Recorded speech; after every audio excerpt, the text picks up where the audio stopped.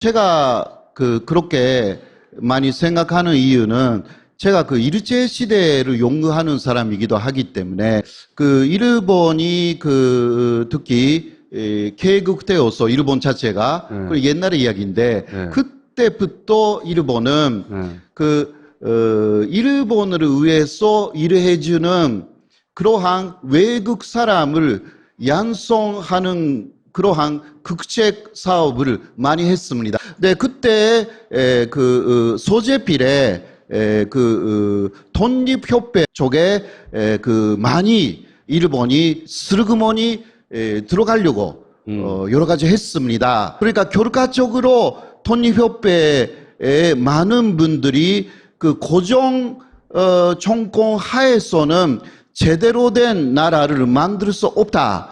그런 식으로 생각을 했습니다.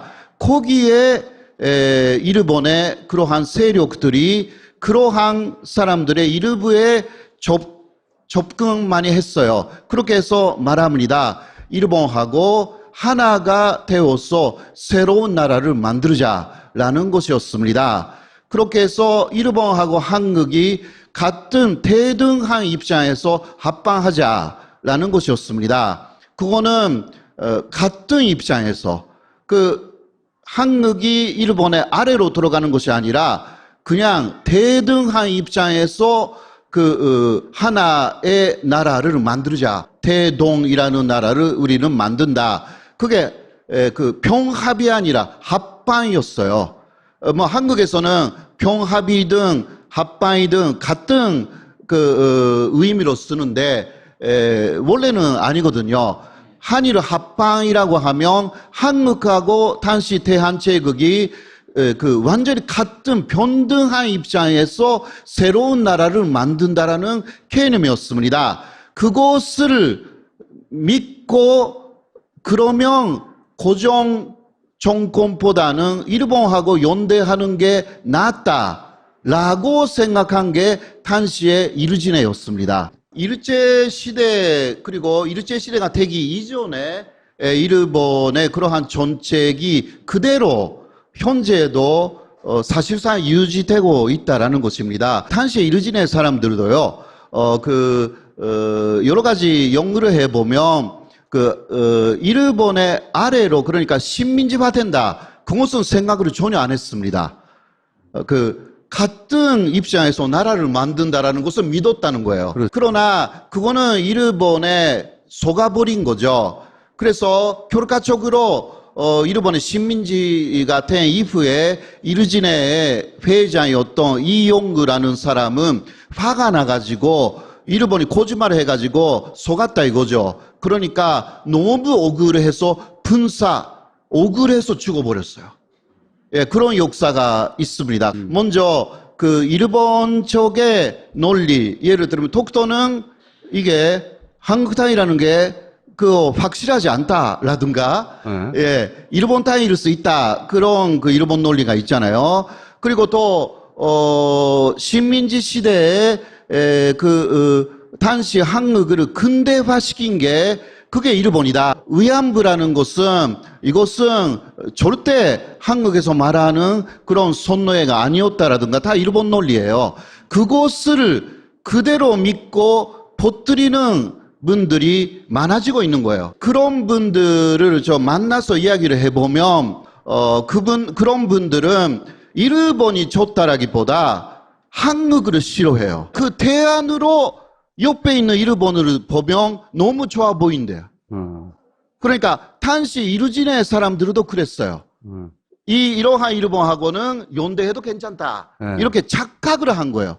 착각하게 만드는 게 일본이 되게 잘해요. 일제 시대도 일본이 포섭한 사람들은 먼저 33명 독립 선언문을 발표한 사람들을 먼저 포섭 대상으로 삼았습니다. 일본이. 왜냐하면 가장 영향력 있는 사람들이기 때문에 특히 그 중에서도 33명 중에는 안 들어갔지만 최남선 그러니까 독립운동 독립선언문을 기초한 사람이잖아요. 그 사람을 먼저 포섭합니다. 그 다음에 문학자로서 굉장히 유명했던 이관수라든가 이관수. 이런 사람들 다 보섭하는 것입니다. 일본이. 그러니까 영향력이 있는 사람을 노리는 거예요. 일본 편을 들어줄 가능성이 좀 있다.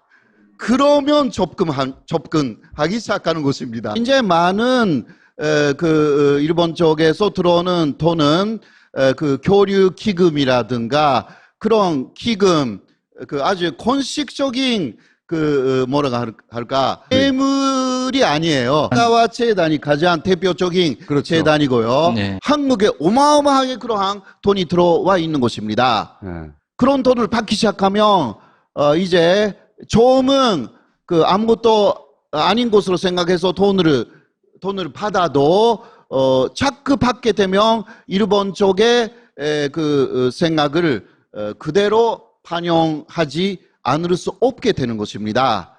이러한 구조가 있고, 일본은 또 사사가와는 일본 전부는 아니에요. 그러나 정확하게 일본의 특히 우파를 대표하는 재단이기 때문에 아베 신조가 미국에서 상하원에서 공연했을 때 같이 가서 외부에서 심포지움을 하고 있습니다. 그런 식으로 옆에서 지원합니다. 계속. 예, 그러니까 예를 들면 돈을 많이 쓰는 사람, 전도의 위치에 있는 사람이 왜 그렇게 돈을 뻔뻔 쓸까? 그러면 약간 의심이 되는 거예요. 일본에서 나와 있는 일본 쪽의 이야기를 그대로 말하고 있어요. 그런데 일본에서 말하고 있다는 것은 한국에서는 잘 모르기 때문에 그렇죠. 그 사람의 이야기인 것처럼 생각해. 예를 들면 저도 요새 페이스북을 좀 합니다. 그런데 페이스북에 제가 일본 쪽의 의안부 정책을 많이 비판했어요. 비판했는데 갑자기 또 많은 사람들이 들어와서 저를 비판해요. 일본의 한일의 의안부 합의라든가 이건 잘못됐다라든가 일본이 말하는 의안부 하르모니가 이게 간접적으로 연행되었다라는 게 일본은 그거 다 부정하거든요. 근데 그거 자체가 문제라는 이야기를 페이스북에 딱 썼어요. 그러니까 위안소라는 것을 만들었다. 이것 자체가 문제다. 이것 자체가 존재 범죄다. 이런 것을 썼거든요. 그러면 오르글이 없는 페이스북이라고 해서, 그런데 페이스 없는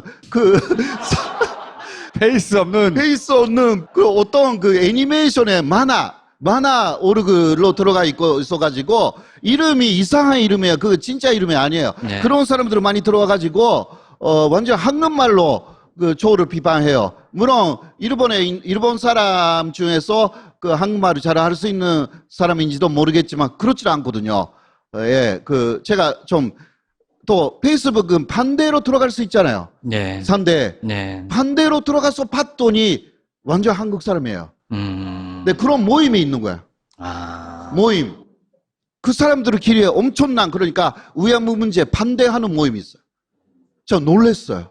여기 한국에는요, 일제시대에 일본 경찰들이, 그러니까, 독립운동가를 계속 그러니까 미행하거나 사찰한 기록들이 일본 기록인데 한국에 많이 들어왔거든요. 네. 그러니까 일본 경찰에 있는 그러한 기록물을 더 많이 가져왔어요. 한국에서 연구하기 위해서. 네. 근데 그것을 더 이상하게 자료만 있고 번역을 안 했거든요. 좀 옛날에 일본어는 지금 일본어 알고 있다고 해도요, 읽을 수 없는 것들이 많아요.